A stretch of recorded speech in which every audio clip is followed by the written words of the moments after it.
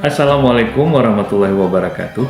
Jumpa lagi rekan-rekan dan sahabat-sahabat sekalian dalam konten Ngomongin Adab edisi yang ke-20, di mana kali ini saya akan mengangkat pembahasan dengan judul Cara Mengendalikan Pikiran Bawah Sadar sebagai kekuatan untuk meraih apapun yang kita inginkan.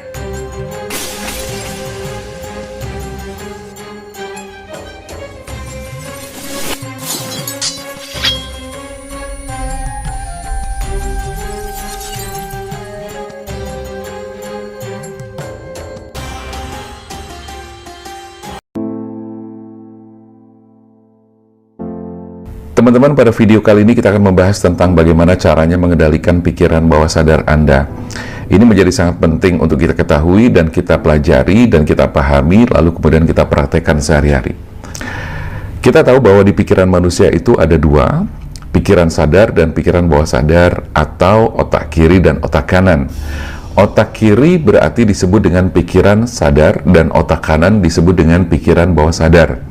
Pikiran sadar adalah 12% dan pikiran bawah sadar itu 88%. Nah, masing-masing memiliki fungsi kegunaan yang berbeda-beda. Pikiran sadar digunakan untuk menganalisa, digunakan untuk menata bahasa, menghitung angka, menganalisa logika-logika, urutan-urutan, hitungan, detail, dan sebagainya. Itu pikiran sadar atau otak kiri. Nah, sedangkan pikiran bawah sadar adalah untuk hal-hal yang berhubungan dengan kreativitas, mengkonsep sesuatu, berhubungan dengan seni, misalnya kita mendengarkan musik, mendengarkan lagu, menciptakan lagu, berkreativitas dan sebagainya, itu menggunakan pikiran bawah sadar atau otak kanan. Termasuk gambar, warna, menghafal warna, gitu kan, membuat gambar, dimensi, dan jangan lupa juga bahwa pikiran sadar itu adalah termasuk disebut dengan generate emotion atau penghasil emosi. Di pikiran bawah sadar juga adalah penghasil untuk imajinasi. Jadi kalau kita mengimajinasikan sesuatu, kita melamunkan sesuatu, itu berarti yang bekerja adalah pikiran bawah sadar kita. Kemudian di pikiran bawah sadar kita ada yang namanya belief system, ya, atau keyakinan yang sudah tertanam di pikiran bawah sadar kita. Kemudian pikiran bawah sadar kita adalah memorinya manusia. Jadi kalau misalnya di komputer itu ada hard disk, ya, di pikiran manusia hard disknya adalah pikiran bawah sadar, ya. Jadi hard disk komputer itu berapapun besarnya itu kan bisa habis, ya, kapasitas penyimpanannya bisa habis. Tetapi kalau dalam pikiran bawah sadar manusia, kapasitas penyimpanan itu tidak akan pernah habis, ya. Artinya tidak ada batas, unlimited, ya, itulah kehebatannya. Nah, di sini kita akan membahas tentang bagaimana cara mengendalikan pikiran bawah sadar, di mana kebanyakan orang belum paham dan belum mengetahui bahwa kemampuan yang sangat luar biasa di dalam diri manusia adalah di pikiran bawah sadar atau di alam bawah sadarnya. Nah, teman-teman, di sini saya akan mencoba mengajak teman-teman untuk belajar melakukan beberapa tindakan atau latihan agar bisa mengakses dan sekaligus mengendalikan pikiran bawah sadar Anda. Yang pertama adalah membiasakan diri berpikir positif. Nah, ini penting sekali. Ubahlah obrolan batin kita, ya. Karena gini, di dalam batin kita itu kan seringkali ada obrolan, ya. Yang satu bilang begini, yang satu bilang begitu. Ada seringkali konflik batin yang terjadi. Ada dua suara yang muncul dalam diri kita. Nah, kita harus mengubahnya. Obrolan batin yang negatif, ya, dengan cara apa? Menggunakan afirmasi. Ya, nanti kapan-kapan kita jelaskan tentang afirmasi untuk lebih detail lagi. Yang jelas kita harus mengubah obrolan batin kita yang negatif menjadi positif, ya. Karena untuk mengubah pola pikir itu harus menghilangkan kebiasaan-kebiasaan yang terjadi di dalam diri kita, ya.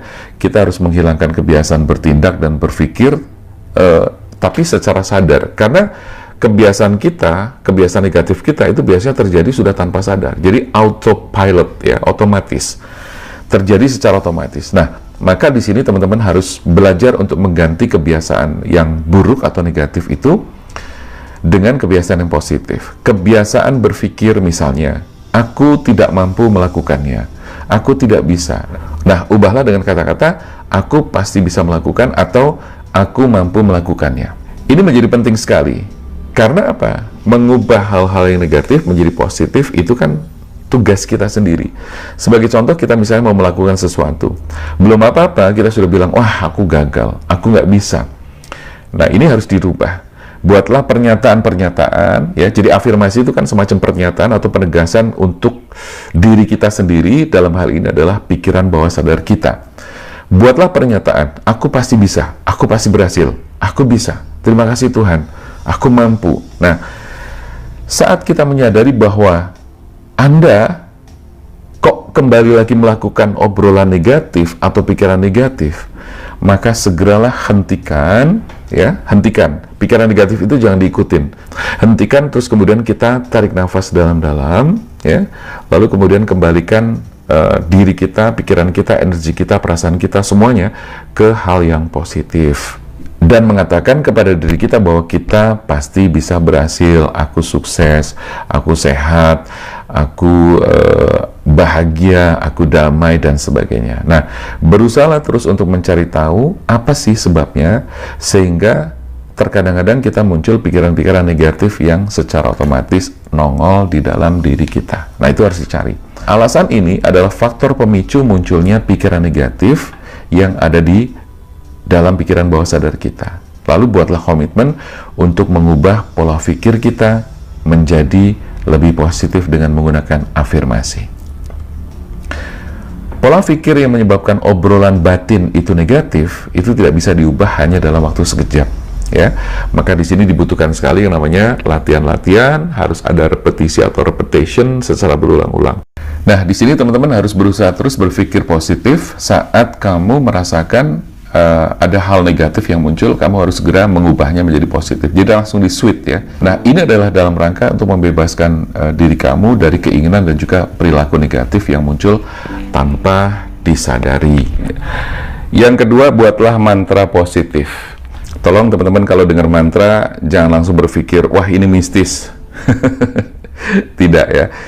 Jadi gini teman-teman, saat kita ini kan kadang-kadang punya perasaan cemas atau stres atau khawatir gitu kan. Nah, mantra yang kita buat ini tentunya harus mengandung unsur yang sesuai dengan apa yang kita butuhkan, apa yang kita inginkan saat ini. Seperti misalnya teman-teman kepengen beli rumah, pengen beli mobil, pengen melunasi hutang, pengen rezekinya berlimpah dan sebagainya, maka buatlah mantra-mantra tersebut sesuai dengan yang kita butuhkan saat ini. Mantra itu sifatnya seperti afirmasi. Jadi buatlah kalimat yang pendek, ya, dan mengandung unsur yang positif. Jadi nggak usah panjang-panjang, pendek-pendek aja, ya. Terus kemudian lakukan atau ucapkan secara konsisten, ya, agar mantra ini bisa mengalahkan pikiran negatif kita, berubah menjadi pikiran-pikiran yang positif, juga tindakan-tindakan yang positif. Nah, maka kita harus mengenali pikiran negatif kita yang kadang-kadang muncul, ya, menjadi kebiasaan kita, tapi muncul tanpa alasan, gitu loh. Nggak ada dasar-dasar tertentu. Misalnya tiba-tiba kita nggak percaya diri, tiba-tiba kita ngerasa sedih, tiba-tiba kita ngerasa nggak bahagia, dan sebagainya. Atau kadang-kadang kita berpikir negatif tentang diri kita sendiri. Nah, ini penting sekali buat kita pahami, karena kadang-kadang seringkali di dalam diri kita, di alam bawah sadar kita, itu kan muncul hal-hal negatif, ya kan?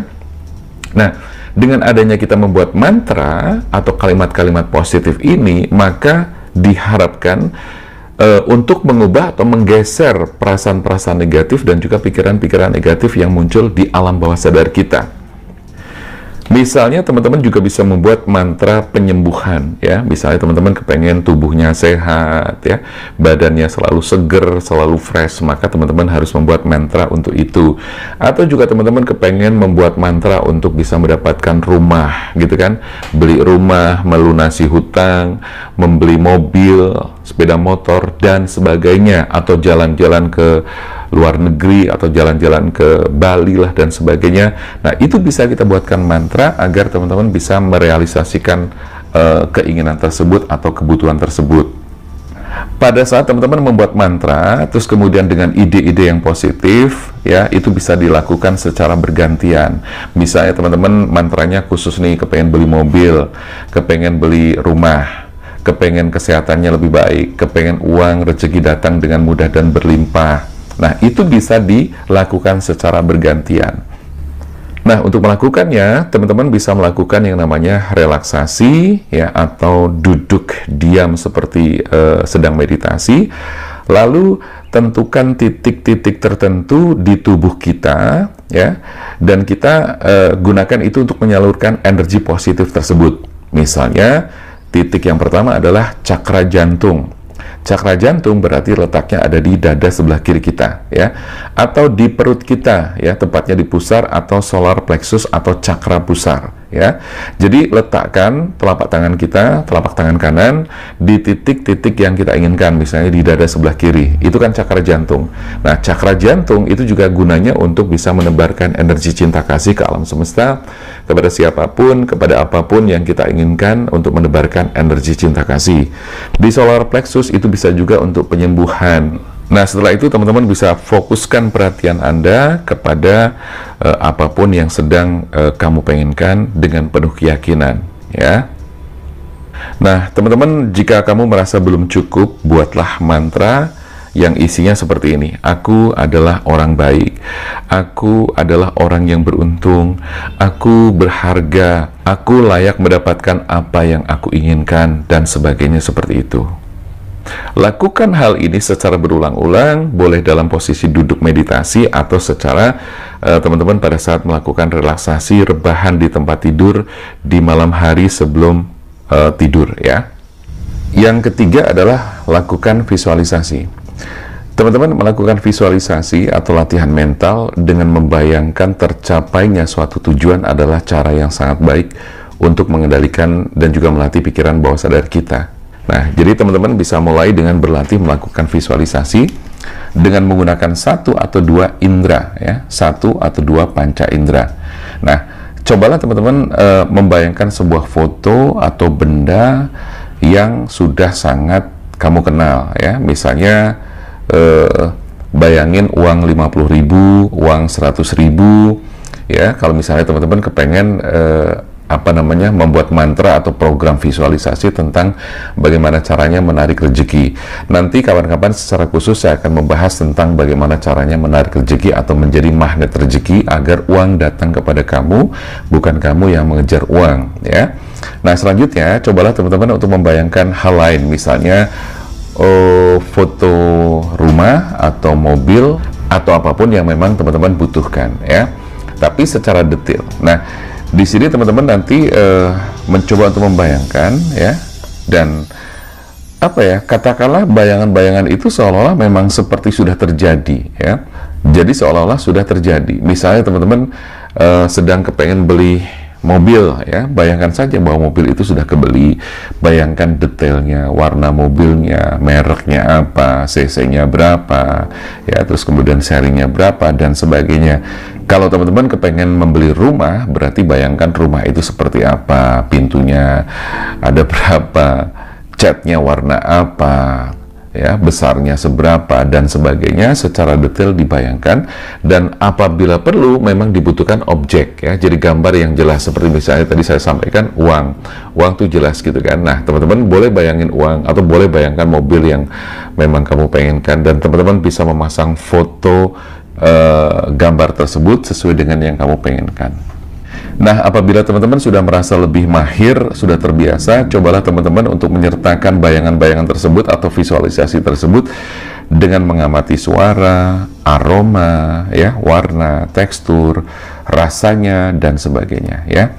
Jadi teman-teman bisa lebih fokus dan mampu menjelaskan hal-hal secara detail, tepat, ya, dengan melakukan visualisasi tentang pencapaian tujuan kamu. Jadi intinya, meskipun saat ini teman-teman belum mencapai apa yang kamu pengenkan, misalnya beli rumah, mobil, rezeki berlimpah, dan sebagainya, misalnya belum terjadi, tetapi buatlah itu seolah-olah sudah terjadi. Kenapa demikian? Karena ini adalah latihan mental kita dengan cara kita memprogram pikiran bawah sadar kita dengan melakukan visualisasi. Artinya bahwa dengan melakukan proses ini berarti bawah sadar kita sudah tidak kaget lagi, atau ini adalah dalam rangka untuk menyelaraskan antara bawah sadar dengan apa yang nanti akan kita tarik, ya. Jadi jelas ya sampai di sini, ya. Jadi meskipun Mas Damar kan ini belum terjadi gitu kan. Oke, ya. Jadi justru karena belum terjadi, kita membuat seolah-olah sudah terjadi agar pikiran bawah sadar kita merasa bahwa oh ini sudah terjadi. Nah, Ketika bawah sadar kita merasa ini sudah terjadi, maka pikiran bawah sadar kita, kekuatannya atau kemampuan pikiran bawah sadar kita itu akan memancarkan vibrasi atau energi positif ke alam semesta, sehingga apapun yang terpancar itu bisa ketarik kembali ke dalam kehidupan kamu, lalu menjadi suatu kenyataan atau realitas sesuai dengan apa yang kita visualisasikan. Jadi itu tujuannya dan mekanisme kerjanya. Lalu dalam proses visualisasi harus diingat jangan sampai memunculkan hal-hal negatif ya, seperti misalnya perasaan ragu, perasaan tidak yakin dan sebagainya. Ini harus dibuang jauh-jauh ya, agar tidak mengganggu proses visualisasi yang sedang kamu lakukan. Lalu jangan lupa juga teman-teman bahwa di sini teman-teman harus melakukan visualisasi untuk tujuan yang spesifik ya. Jadi harus jelas, harus spesifik. Aku diding lah ding bot lah hambot abot lah ati ding lah hambot abot lah ati ding